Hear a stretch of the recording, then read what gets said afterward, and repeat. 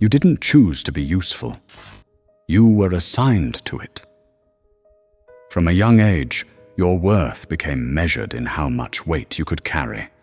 For people who never carried you, you learned to listen before you could speak, to scan the room for tension.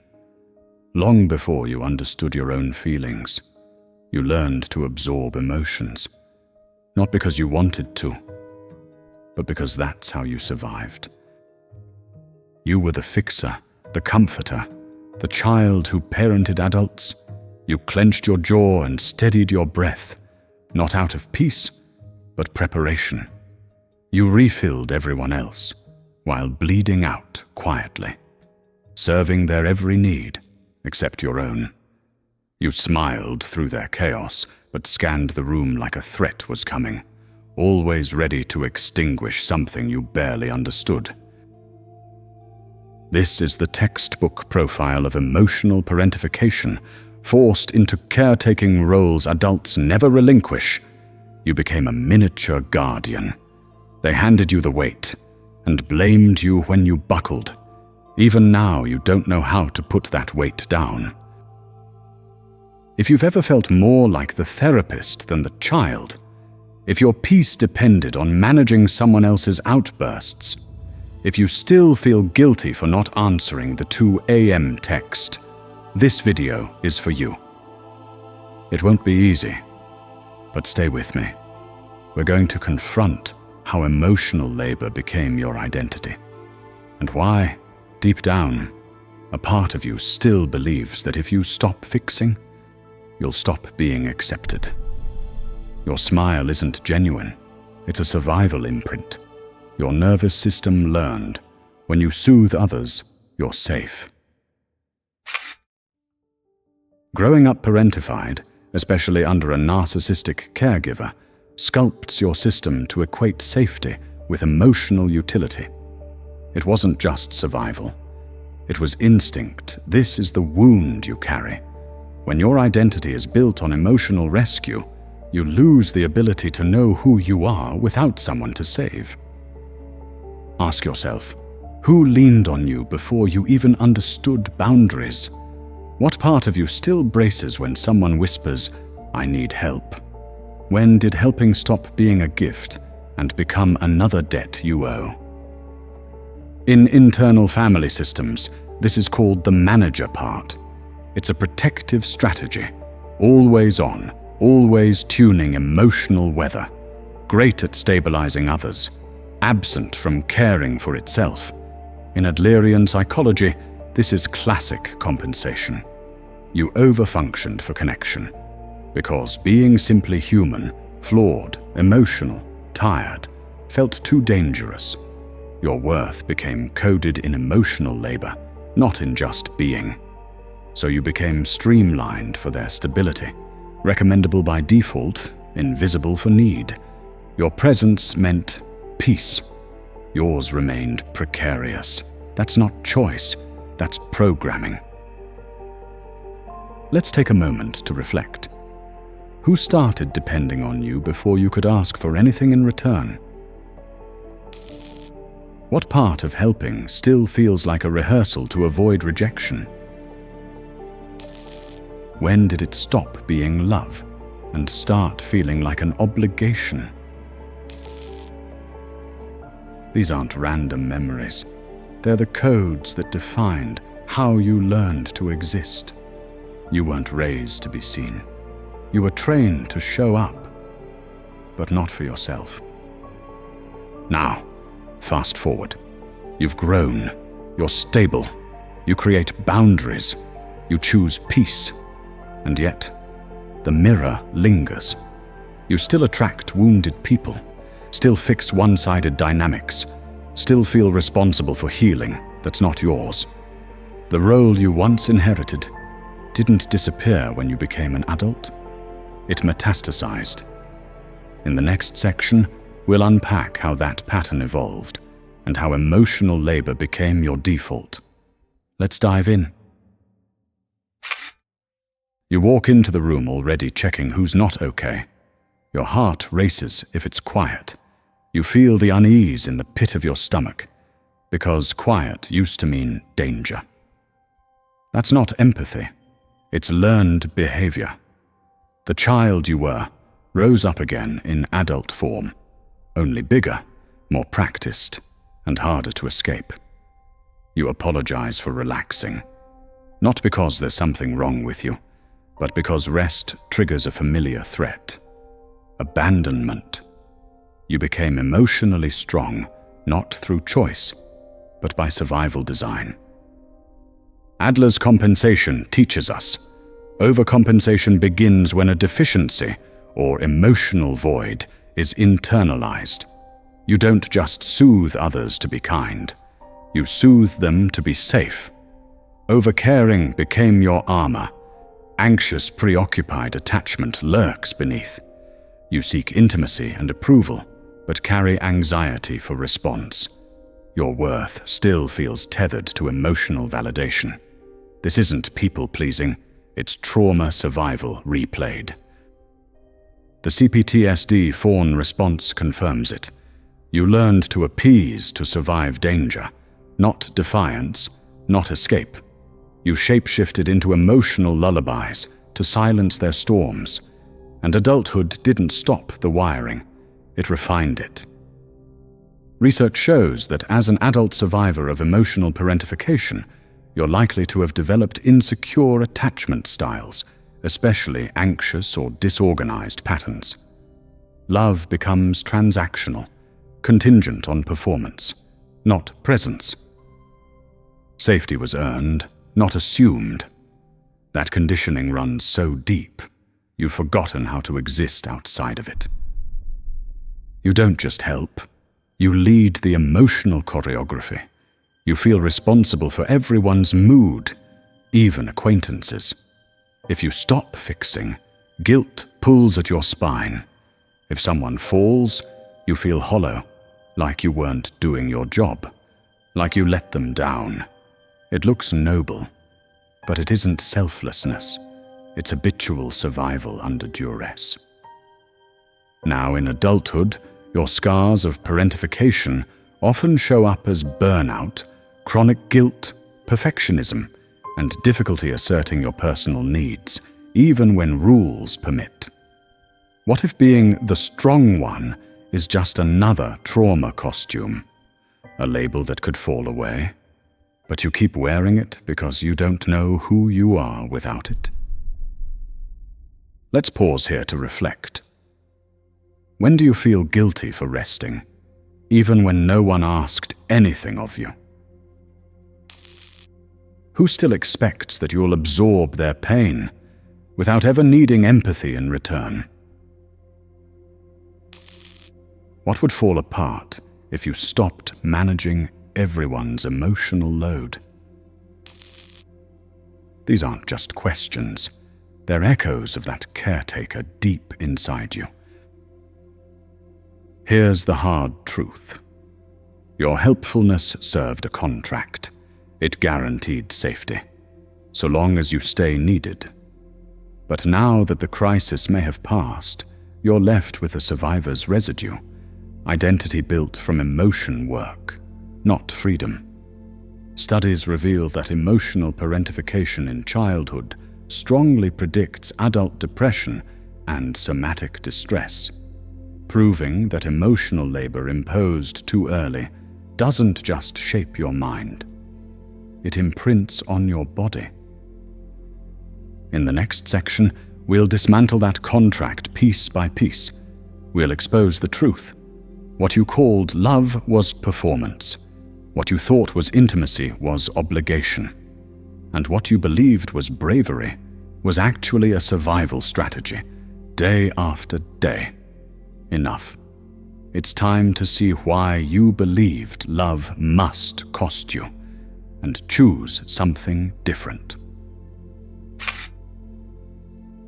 You don't feel chosen. You feel recruited. Not for who you are, but for what you do.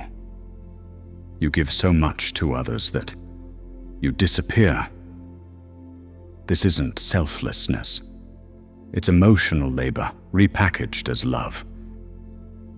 When someone only loves you because you rescue them, that love isn't love. It's a transaction, a strategy, one that thrives on guilt, need, and proximity. Your empathy wasn't met with compassion. It was rewarded with dependence.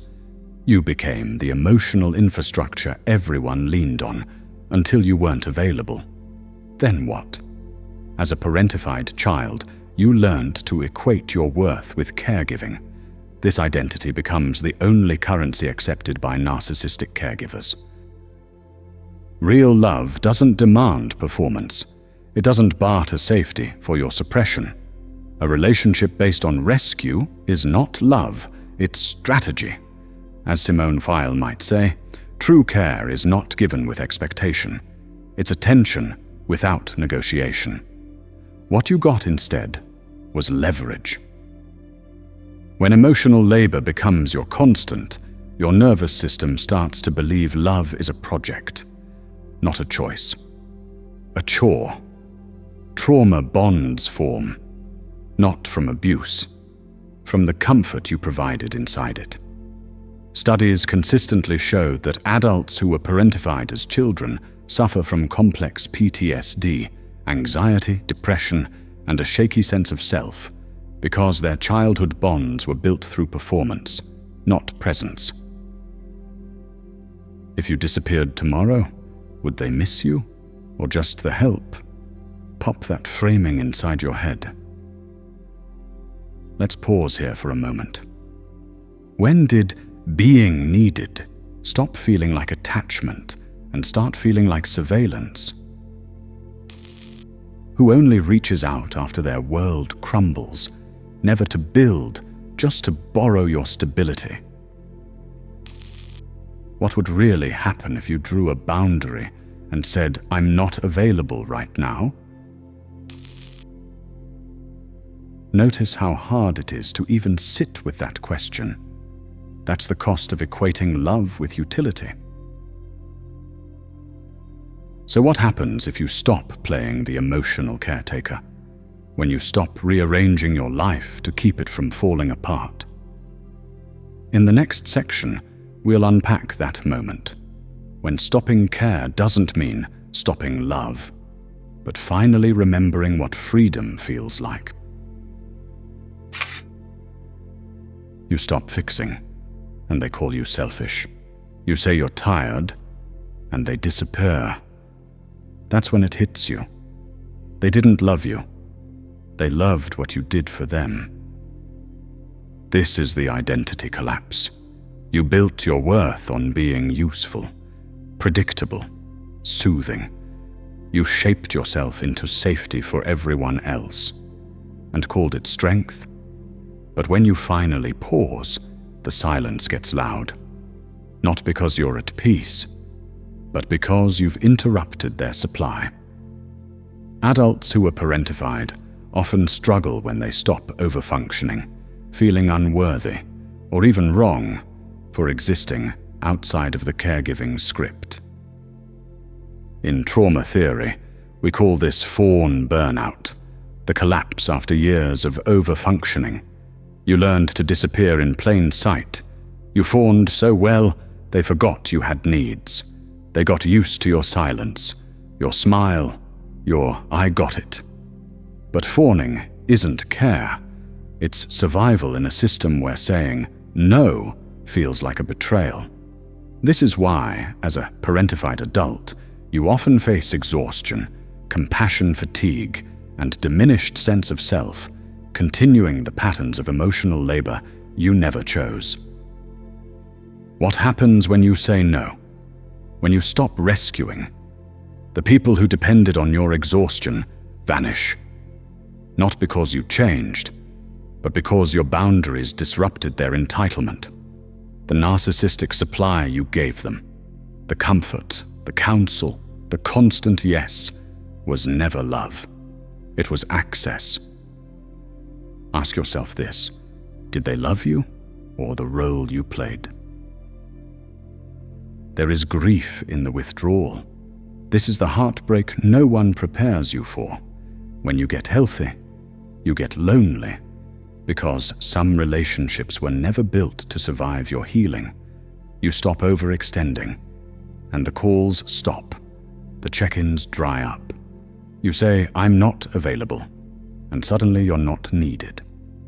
That ache you feel, it's not failure, it's detox from a life of hyper-responsibility. It's not unusual to now struggle with isolation when you stop caretaking, as relational bonds were conditional on your emotional labor.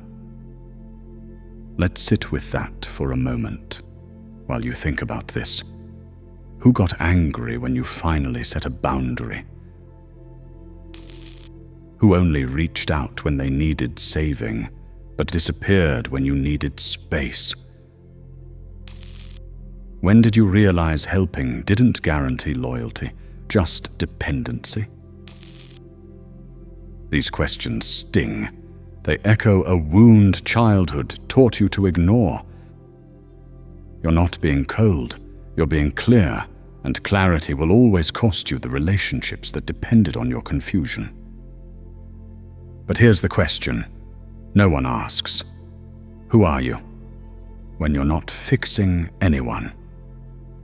In the next section, we'll explore what happens when you choose yourself, not in rebellion, but in recovery. Not to prove a point, but to finally become whole. Ready? Let's go. You don't need to be enough. You just need to be. That's the shift. From performance to presence. From being needed to being whole. But when your nervous system has been wired to earn love through labor, stillness feels like failure. The withdrawal shakes the system. You protected everyone from drowning, but never learned how to swim. And when you finally stop paddling, the silence feels like you've done something wrong. That's not intuition. That's conditioning. It's the ghost of hyper-responsibility whispering that rest is a risk. Even now, you feel unnatural when resting, because your identity was coded to earn connection through caretaking. You're so used to measuring your value through emotional utility, processing others' feelings, fixing their dysfunction, resisting your own instincts. This survival role, once adaptive, becomes a prison of identity. That's not just trauma, it's systemic misnaming. You are more than just what you do for others. What if your greatest act of care is to finally care for yourself? Philosopher Emmanuel Levinas taught that our responsibility to others is the root of ethics. But when care becomes self-erasure, it's no longer ethical. It's martyrdom. And martyrdom isn't virtue. It's unsustainable. You were never meant to be a permanent support beam in someone else's collapsing house. You wore yourself invisible to stay safe. But it didn't save you. This is the quiet becoming. Choosing yourself won't feel empowering at first. It will feel hollow, foreign, even selfish. Because you've spent your entire life earning space, auditioning for safety, negotiating for rest. But peace doesn't need to be earned. It just needs to be chosen, repeatedly, until your nervous system believes it. Healing from parentification often begins with reparenting yourself first, building permission to rest, value oneself, and interrupt the habitual caretaking labor, even when it feels unsafe. We'll pause here to reflect, one last time. What version of you are you afraid to meet if you stop saving others? What would peace feel like if it didn't come with a price? Who could you become if you weren't always tired? You weren't selfish. You were exhausted. And when you finally stopped rescuing everyone else, you weren't met with gratitude. You were met with silence. That's how you know the love was conditional. If choosing yourself felt like betrayal, drop this in the comments. I broke the cycle. Now I choose myself. You're not abandoning them. You're returning to yourself. And that is not betrayal. It's putting down the weight and putting yourself first, for the first time in your life. It's becoming who you're truly meant to be.